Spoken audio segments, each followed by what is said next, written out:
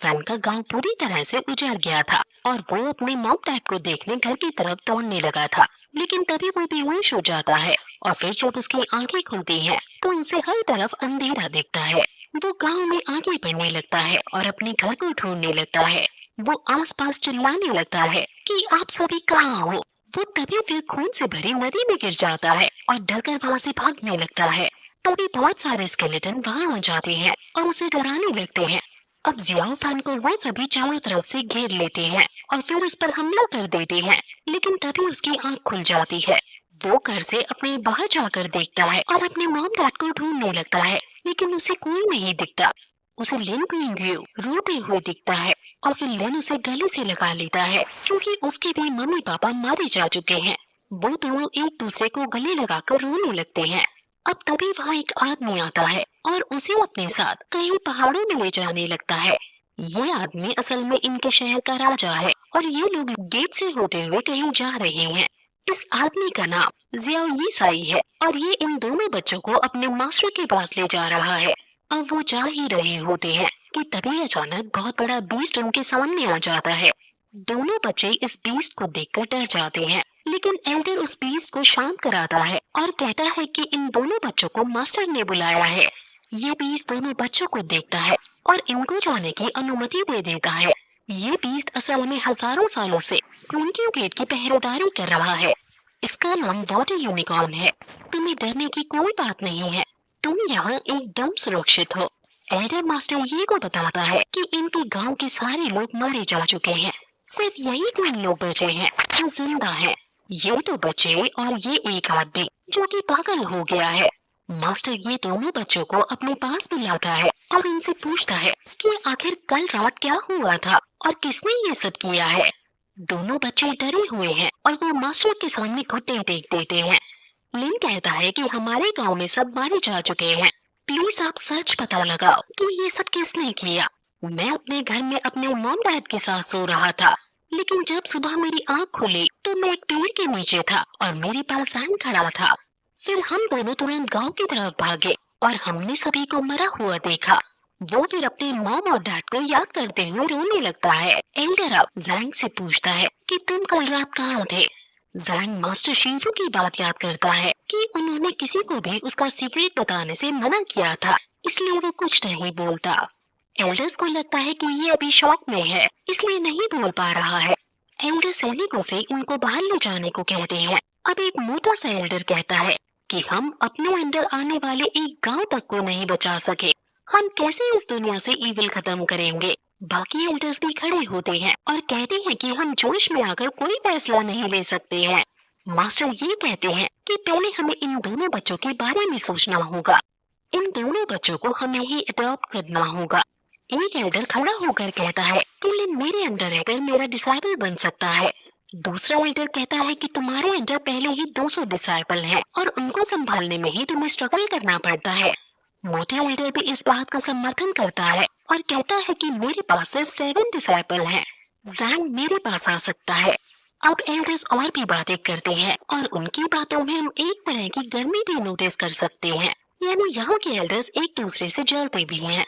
सभी एल्डर्स इन दोनों बच्चों को अपने अंडर करना चाहते थे और अपने अपने बेनिफिट्स बता रहे थे और उनमें लड़ाई होने ही वाली थी कि मास्टर ये उन्हें रोक लेते हैं और डिसाइड करते हैं कि लिन क्विंग्यू तुम्हारे अंडर जाएगा और जैंग दासू पीक में जाएगा और अब ये मैटर यहीं एंड कर देना चाहिए और बाकी लोग उस गांव में एग्जैक्टली क्या हुआ है वो पता करो। सभी मास्टर ये की बात मानते हुए उन्हें ग्रीट करते हैं। वहीं दोनों बच्चे उदास सीढ़ियों में बैठ जाते हैं और वो अपने घर जाना चाहते थे, लेकिन उनका घर अब तबाह हो चुका था और वो टेंशन ले ही रहे थे कि तभी वहाँ एक एल्डर आता है और उन्हें समझाता है कि हमारा भाग्य हमारे हाथों में होता है और हम कर्म करके उसे बदल सकते हैं। ये एल्डर ड्रैगन शॉ है और यही लिन के मास्टर होंगे। एल्डर ड्रैगन शॉ लिन को अपने साथ ले जाते हैं और फिर वहाँ लॉर्ड सॉन्ग आता है और उसे कहता है कि हम दोनों अच्छे भाई की तरह रहेंगे, तुम हमारे साथ चलो। यानी अब ये दोनों दोस्त अलग अलग मास्टर्स के अंदर अपनी ट्रेनिंग लेंगे। लिन जैंग के पास जाकर उसके गले से लग जाता है और काफी ज्यादा रोता है। लिन जैंग को मजाक में समझाता है कि अब किसी बड़े से पंगा लेकर खुद को बुली मत होने देना और अपना ध्यान रखना। सॉन्ग अब जैंग को अपने साथ ले जाता है। अब फिर मास्टर ये अपने एक एल्डर से कहता है कि मुझे तुम्हें एक सीक्रेट बताना है। ये सीक्रेट क्या है वो हमें आगे पता चलेगा।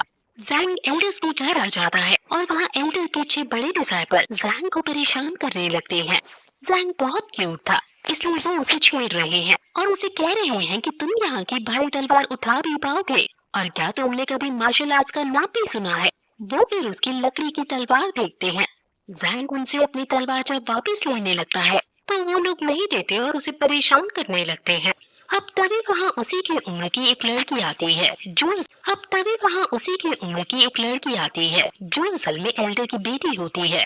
वो सभी बच्चों को अपने कपड़े से पीट कर हटाती है और कहती है कि तुम क्यों इस लड़के को बुली कर रहे हो। सभी लड़के इस लड़की की इज्जत करते हैं क्योंकि ये उनके एल्डर की बेटी है। लड़की सभी को डांटती है और कहती है कि जैंग को सीधे मास्टर ये ने भेजा है, और अगर तुमने फिर से इसको परेशान करने की हिम्मत की तो मेरे पापा तुम्हें नहीं छोड़ेंगे। अब तभी उसके पापा यानी बच्चों के एल्डर्स आ जाते हैं। इस एल्डर का नाम नियांग है। सॉन्ग सभी को जैंग का इंट्रो देता है और कहता है कि आज से ये तुम्हारा छोटा भाई है और तुम्हें इसका ध्यान रखना है। ये सभी लड़के असल में बुरे नहीं हैं, ये बस थोड़ा मजाक मस्ती कर रहे थे, लेकिन फिर भी जैंग इनसे गुस्सा है और इनसे गुस्से में अपनी तलवार छीन लेता है। सॉन्ग जैंग को एल्डर्स को ग्रीट करने और उनके रिस्पेक्ट करने को कहता है, जिस पर जैंग ट्रेडिशन वाइज उनके सामने चाय लाता है और बहुत पोलाइटली एंड रिस्पेक्टफुली तरीके से उन्हें चाय पीने को देता है। अब सभी लोग फिर खाना खाने बैठते हैं और एल्डर को इनकी ट्रेनिंग का भार सौंपता है और कहता है कि तुम्हें इन्हें अच्छे से संभालना है। अब फिर एल्डर वहाँ से चली जाती है और लड़की कहती है कि अब से जैंग मेरा यंगर ब्रदर है और मैं इसकी केयर करूंगी, और अगर किसी ने भी मेरे भाई को बुली किया तो मैं अपने पापा से कह दूंगी। अब सभी लोग लड़की से मजाक में कहते हैं कि हम समझ गए और अब हमें खाना खाने दो। वो फिर अपना थोड़ा थोड़ा खाना जैंग को देते हैं और सभी में अच्छे से दोस्ती हो जाती है। अब रात को जैंग सोने जाता है और पॉल को देखता है जो उसके मास्टर, जिसको वो शिवू कहता है, उन्होंने दिया था। वो याद करता है कि कैसे मास्टर ने उसे रात को प्रैक्टिस करने को कहा था, इसलिए अब वो रात को कल्टीवेट करने लगता है और मेडिटेट करता है। सुबह फिर वो बाहर जाता है और उसे लड़की दिखती है जो अपने बड़े से कुत्ते के साथ थी। इस कुत्ते का नाम रूबर्ब है। पहले तो रूबर्ब जैंग पर भौंकने लगता है, लेकिन लड़की के समझाने पर कुत्ता समझ जाता है कि ये उसका दोस्त है।